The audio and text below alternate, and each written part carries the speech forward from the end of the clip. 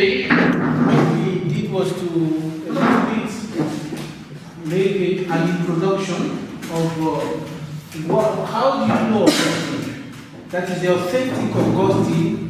Where do you locate him? In the philosophical reflections, in theological sharpness of his doctrinal exposition. Where do you recognize him? And we said that it is the Augustine that is mystical, that prays. The Augustine that is pastoral, that meets with people and also actually help people to meet God. And we spoke of the fact that he does not have an articulated treatise on prayer, yet when you take his works, you will find a very important presence of strategies of prayer and the practice of prayer. I spoke most especially of the confessions and then his expositions on the Psalms. And then also I mentioned the letter 130 that he wrote to Proba, a lady who was somehow trying to inquire about the prayer of petition.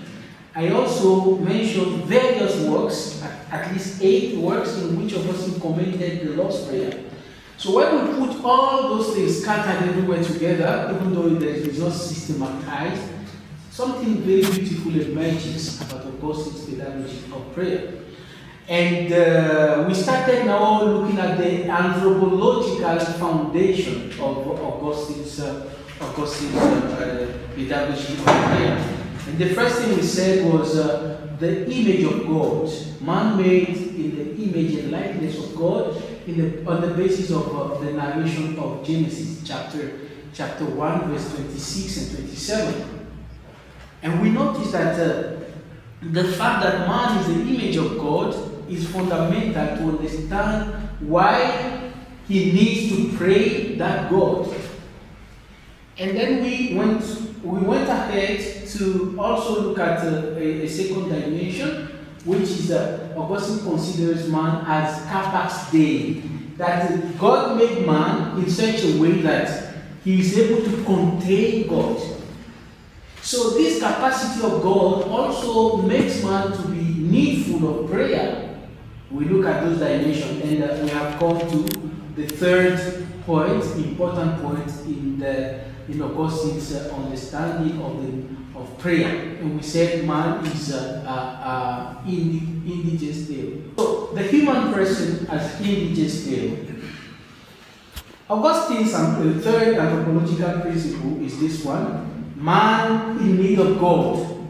So Augustine acknowledges humanity's profound dependence and insufficiency apart from the divine grace. And if you know the kind of war, the battle Augustine led on the divine grace in the last part of his life, that is the Pelagian controversy, you will understand what it means, this dimension of human person as indigenous Deo.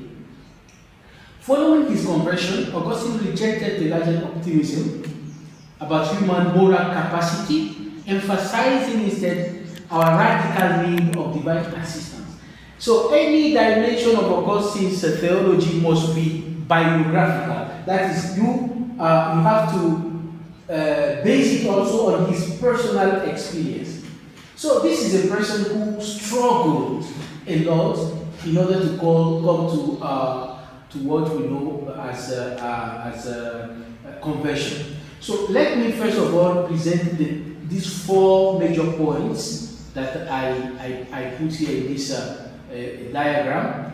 Man's fallen nature, the distorted humanity through original sin, and then also the dependence of God, the complete reliance on God's grace, that's the point. Then the bondage of will, inability to choose good without the grace of God.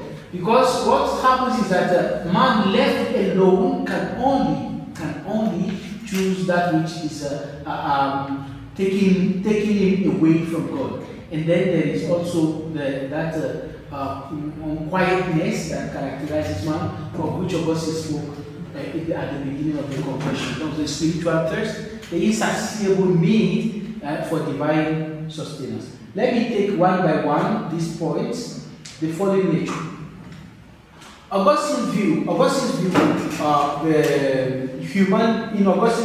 the human person is fundamentally marked by the fallen nature, a condition inherited from the primordial sin of Adam. So some people in the controversy, the Pelagian controversy, some people say that, how do you explain the fact that two baptized people give birth to a child that get born with the original sin still? Why is it like that? So most of the things that Augustine in human reflection cannot declare, we tell them, okay, fine. He can try some analogies to explain, but we tell them that which is beyond the human reasoning, we should not accuse. If he's not able to explain it, we should not accuse the doctrine. So, but examples exist, even in concrete daily life. Take two parents who are vaccinated against, polio, for example, or a sickness. The child that is born still needs that vaccination for himself, because he comes to this world with all the fragility, all the things that make him, capable of contracting that sickness. And despite the fact that the parents were vaccinated against chickenpox or any other sickness, this child, you can't say, okay, let us allow him to be. At the end, we were vaccinated. You will lose that child. He will die because he will contract the sickness and fall. But as a parent, you are supposed to, it is your duty to consider that this child is supposed to be vaccinated and taken care of. There is an example I used to give anytime, especially there in Europe, I celebrate a baptism. Most of the time, people come to church for occasions like baptism, First Holy Communion, funerals. That is where you see people in large numbers, if not, or confirmation, or marriage. That is where they come to church. Otherwise you see almost old people come. So I used to tell them, okay, you parents that you say that a child is free, let him allow that child when he grows to decide whether to go to church or not. When you reason this way, at the same time, you are the one that decides the type of hobby that your child is supposed to have, whether he's going to learn piano or go swimming. You decide all those things for him. But when it comes to religion, to faith, you say, allow him to be okay, why don't you, for example, say, okay, let us allow the child to grow. When he grows, if he wants to go to a medical doctor, he decides. Why don't you say that? Allow the child to grow. When he becomes an adult, he now decides whether to go to treat himself for one sickness or the other, or to go to school, or to do this. No, you decide all those things that concern the human life, that is this temporal life, you decide it for your child. But when it comes to salvation, you say, okay, well, let us allow him to be. When he grows, he will decide what he wants to do. This is a very bad parental approach when it comes to faith. According to Augustine, this original sin is not merely a historical fact, but a metaphysical wound that distorts the very structure of human existence. It manifests as a disordered love, amor perversus. That is why Augustine spoke of the ordo amoris.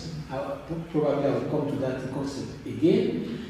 This perverse love makes the soul, originally made to enjoy God, to turn inside towards created things in a futile search for satisfaction. Now, this is how Augustine made this order of love. Okay, God is the highest good, is the one that we are supposed to love, and then God made the soul. After God comes the soul. So love God. Then love your neighbors, the human person that is the image of God. you love him the way you love yourself, then any other thing comes below you, is behind you, under your foot or your feet, is God has put any other thing. Now, by the time you give priority to things above God, then there is a perversion, there is a kind of, that is the amor perversus. The soul, instead of enjoying God and then being kind to other human persons, now subject itself to things that are lower than it. That is the problem. Now, this distortion alienates the human beings from their true end, that is the true purpose of their life, rendering the self incapable of properly fulfilling desires or recognizing the ultimate goal. Thus, to be human in the post-lapsarian state is to be radically in need, that is to be indigent. So after the fall of Adam, to be a human person is to be a person in need of restoration by the very God from whom one has turned away. So that is Augustine's position for the first point that I indicated. Second point is the bondage of will. Building on this first aspect, the fallen nature, Augustine develops the notion of bondage of will, servitus voluntatis, emphasizing that the fallen human person cannot, by sheer force of will, choose the good or return to God. The will, though still free in a natural sense, is spiritually incapacitated. It is not free to love God rightly. It is not free to love God rightly. This bondage reveals a deeper aspect of human indigence. Not only is a person wounded, but also unable to heal himself or herself. So the human person is not able to bring back the condition that he lost on his own. So the very faculty through which one might turn to God is itself corrupted. The soul languishes in a state of contradiction, desiring rest, but bound to restlessness. The soul desires rest, but it is subjected to restlessness, highlighting the existential dependency of the human being on divine initiative and divine grace especially. Now, third point, that is a dependency. This desperate condition underscores Augustine's emphasis on absolute necessity of divine grace. Grace is not merely a helpful addition to human effort. In my language, people say that if you have a load, you carry it from the ground to your knees, and then God will help you from your knees to your head. And now the question is, the strength through which you carry the load from the ground to your knees, who gave you? From where did you get it? Did you invent or create the strength that helps you to lift your load from the ground to the knees? So without the grace, the soul remained enslaved to pride and concupiscence, according to Augustine.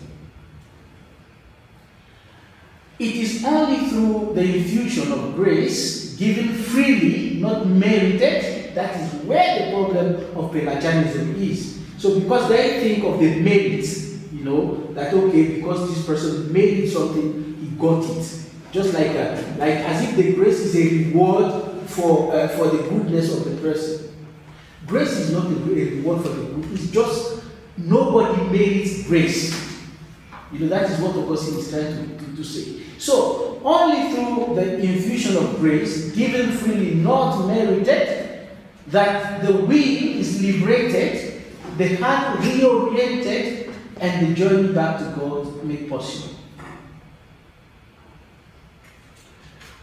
Augustine thus sees human life as a continual movement of return. The Latin word is reditus, made valuable only by the prevenient and the sustaining grace of God. So the return to God, one can only leave and start going, distancing himself. Returning is a work of grace. That is why even those who are not Catholics have separated themselves and have some theologies, you still see them singing Amazing Grace. You still see them affirming the usefulness and the importance of grace. The human person, thus, is indiges Deo, not necessarily as a temporary condition, but as an abiding truth of their creaturely and fallen existence. So we go to the last point, which is the spiritual thirst. Finally, this anthropology found its affective and existential expression in the theme of spiritual thirst. Augustine famously wrote at the beginning of his Confessions, "You have made us for yourself, and our hearts is restless until it rests in you." You know, this anthropological dimension, of course, is very important.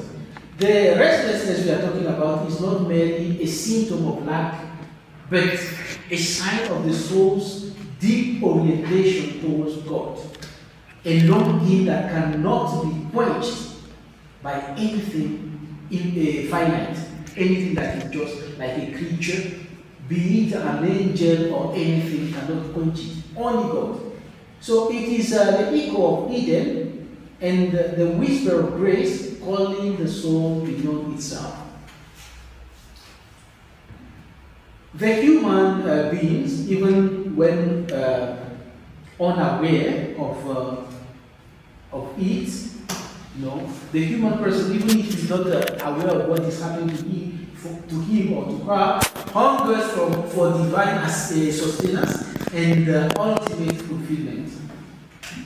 This spiritual thirst is perhaps the most visceral expression of being indigenous Deo, a thirst that only the living water of God's presence can satisfy. So we can round off this part of our presentation by saying that this anthropological principle acknowledges humanity's profound dependency and insufficiency apart from divine grace. As I said, after his conversion, Augustine rejected that pride that characterizes the optimism of the Pelagians. Not that we should not make effort to do what is good, but the basic thing that Augustine is saying is that we are not supposed to think that we are doing it ourselves without the need of God. You cannot serve God without God. You cannot please God without counting on God's grace. That is why that prayer that Augustine made, give what you command and command what you will, according to a testimony he gave himself in the Dono Perseverantia. When Pelagius heard that sentence in Rome, he got upset. He got very angry. He said, "What kind of impious prayer is this? How can you ask God to give you something and then to ask you again? You are not supposed, you are just supposed to do your things yourself." So Augustine said, well, that is how you look at things on your own end. You didn't have the struggle I had to become what I did. Pelagius was a monk. He was not a convert that, like Augustine, converted at an old age. And he was a spiritual director. He has not experienced the things that Augustine experienced as a pastor. So, for example, the baptism of children, they rejected it completely.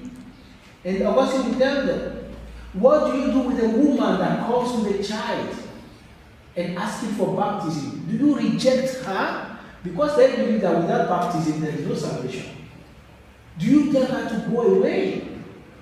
So Augustine brought in the pastoral dimension also of this theological controversy.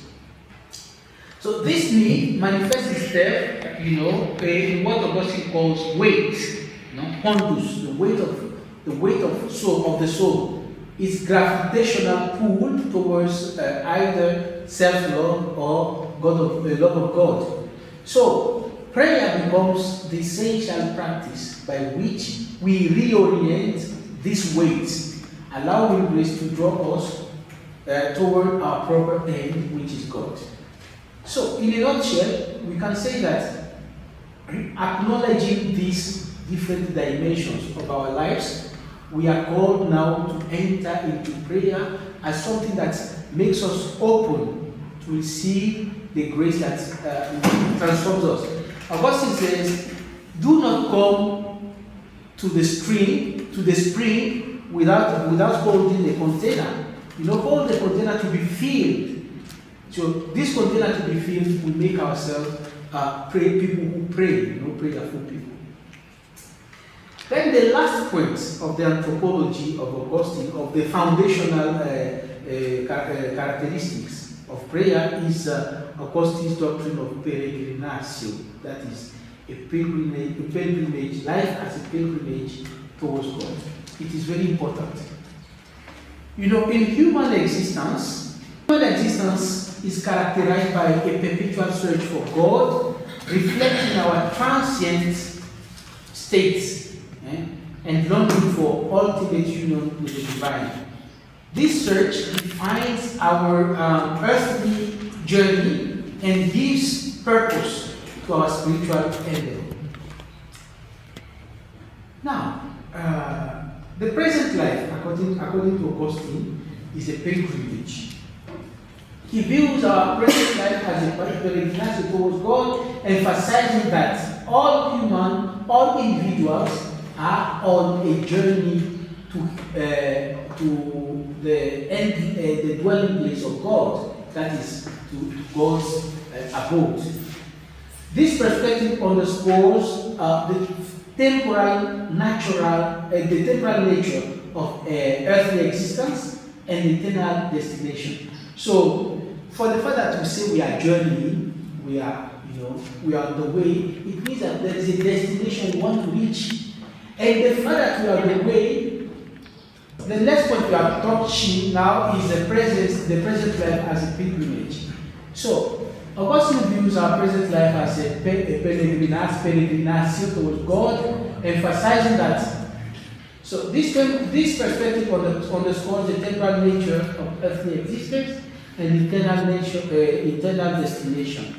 Now, I propose here a diagram that is going to show us that prayer is a kind of essential to the peregrinaggio, to the pilgrimage that you are making. Why? Because it helps us in 3 dimensions. First of all, prayer gives guidance. Prayer offers guidance and direction in our pilgrimage, helping us to navigate the challenges and uncertainties of life. Second, prayer gives what? Strength. It provides the strength needed to persevere in our journey, sustaining us through trials and tribulations. Augustine believed it was the core pillar of our soul as pilgrims. And then prayer also creates a connection. Prayer facilitates a connection with God, bringing us closer to our ultimate destination. The journey is done with and through God in prayer. And this connection is even beyond the person itself. Given life as a pilgrimage, prayer becomes indispensable. It is not merely a ritual, but a vital means of staying connected to our destination. Someone was asking me one day that if you are to travel to a place, like say to Australia, to live for the next 40 years of your life, what are you supposed to prepare? Okay, naturally the passport, the visa, and then the bag. But you know what he was pointing to is that it's the destination that you're supposed to prepare. Where are you going to stay? You have visa, you have everything. Where are you going to land? You know, so prayer is a kind of also the preparation of that landing point where we are arriving. So our whole life, therefore, is supposed to be prayer. In one of his sermons, very beautiful, which is a sermon 346b, Augustine says this: "It is the apostles who openly teaches us that this present life of ours is in a certain sense an exile from the homeland of the saints, the heavenly Jerusalem, when he says, as long as we live in the body, we are exiles from the Lord." Then also in the commentary to John, in the Gospel of John, the last commentary, 124, Augustine says this: "Living in faith, hope, and charity," that is the theological virtues, "pilgrimage through this world in the midst of fatiguing and perilous trials, but also sustained by the material and spiritual consolation that God bestows, we walk toward the beatific vision, persevering in that way that Christ has made himself for mankind." So Augustine believes that Christ is the way and the destination. In Latin, via et patria. That is, when you are going, Christ is the road that leads you there. And when you are going, Christ is also the destination. So this pilgrimage, if we are not in this pilgrimage, we have the way. So can we say that the way has come and spoke to you? I am the way. Stand up and walk. Do not be lazy. Stand up and walk. It's not that they are not asking you to carry cutlass, carry things to try to trace a way for yourself. The way is there. Stand up and follow. That is, and then we do that naturally through prayer. It is from this complex and paradoxical condition in which we live that a Christian's prayer is made comprehensible in the deepest attitude of the soul. The Christian prayer is founded on the certainty that God's love, who has revealed himself in the gift of his Son, is our consolation, is our assurance. But still, the believer is all outstretched like a hungry man towards the full possession of God. Because we are not satisfied with the consolation that we receive in this life, we want to be with God. Because according to Augustine, in one commentary to the Psalm, he said, "Do not be satisfied by what God gives you. Desire God himself as your possession, as what you receive."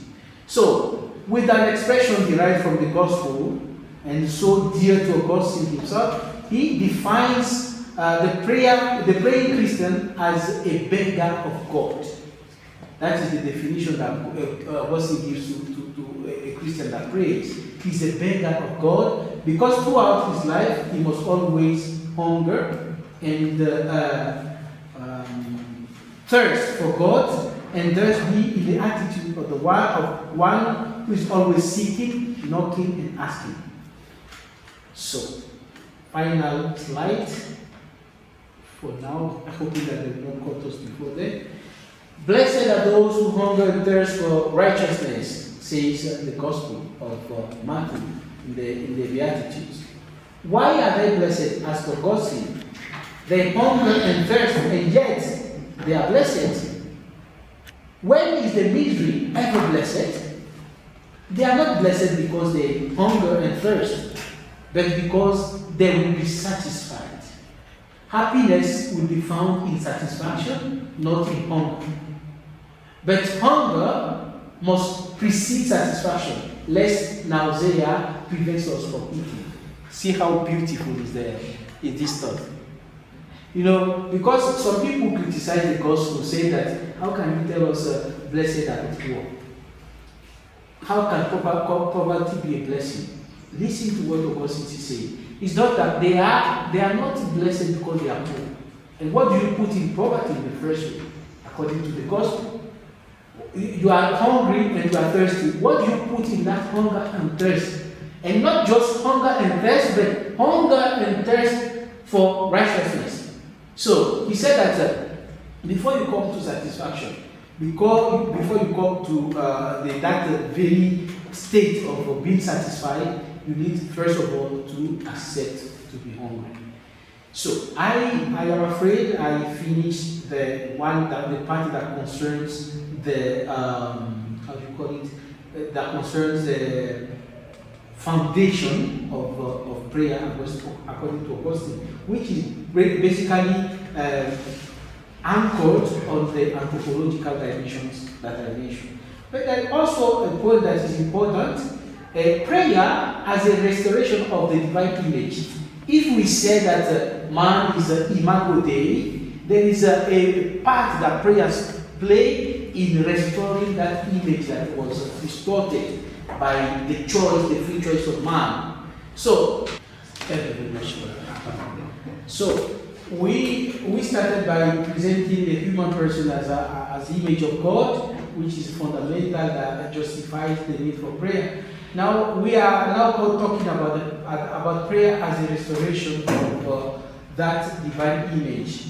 It is a process that involves a progressive journey from recognition of the divine image within, through purgation of sinful distortion, to illumination by divine wisdom, and ultimately transformation into Christ likeness.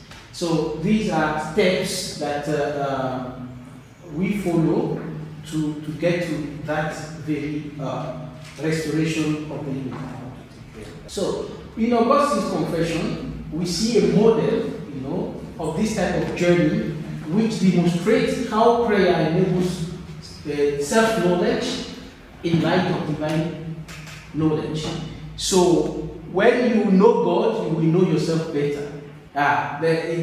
What was the Delphic the oracle in Athens? Know yourself. But being a creature of God, being an image of God, looking at God, you see where your origin is, and then you know yourself better from that point of view. So prayer is also a fulfillment of human capacity in different ways. So in this case, I'm going to present 3 different dimensions of prayer. There could be more approaches, but here I'm focalizing on oratio, meditatio, contemplation. When we are talking of lectio divina, the first step is lectio, but I'm not considering it. I'm considering these 3 points: oratio, meditatio, and contemplation. Augustine teaches that verbal prayer initiates our engagement with God, expressing our conscious desire and needs. This form of prayer acknowledges our dependence and opens the channel of communication with God. Then comes meditatio, a deeper reflection on Scripture and divine truths, engages our rational faculties, a vital aspect of our capacity for God. That is this capax Dei that we spoke about. Meditation helps us to penetrate that dimension of capax Dei. So through meditation, we activate the intellectual dimension of the imago Dei. You will notice that everything is connected. Then the last point is contemplatio, the highest point of prayer for Augustine. And it involves what?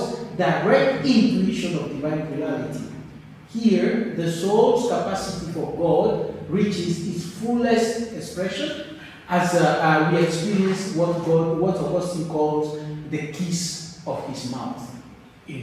Just like as if you have come directly into contact with God. Augustine understood prayer as the fulfillment of the status of capax Dei, being capable of receiving God. His pedagogy of prayer offers a graduated approach or a gradual approach that progressively expands the soul's capacity for divine communion, leading from simple verbal prayer through meditation to contemplation and union with God. Then the last slide, the penultimate slide, prayer as a response to human indigence. We said that man is an indigence there. Through prayer, we come to receive the satisfaction for all the dependencies that we have. Well, it does not mean that our prayers afford us all the things that we are asking.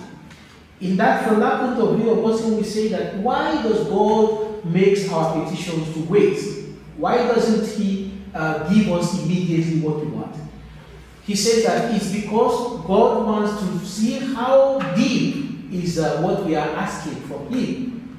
Because the greater your desire, the larger your capacity to receive is. So God makes us to wait, expanding that capacity to receive His grace. Then the last point, let's do the last. Integrated anthropology